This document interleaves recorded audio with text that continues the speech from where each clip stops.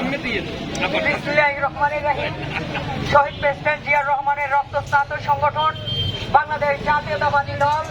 বরিশাল মহানগর বিএনপি কর্তৃক আয়োজিত আজকের এই 26শে মার্চ মহান জাতীয় দিবস উপলক্ষে আজকে আমরা র্যালি শেষে শহীদ বেদিতে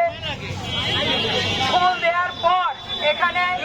এই সংক্ষিপ্ত সভায় উপস্থিত রয়েছেন বাংলাদেশ জাতীয়তাবাদী ছাত্রদল কেন্দ্রীয় সংসদের সাবেক যুগ্ম সাধারণ সম্পাদক জনাব সাইফুল ইসলাম, উপস্থিত রয়েছেন মহানগর বিএনপির সংগ্রামী যুগ্ম আহ্বায়ক জনাব শহীদুল ইসলাম খান নিকু,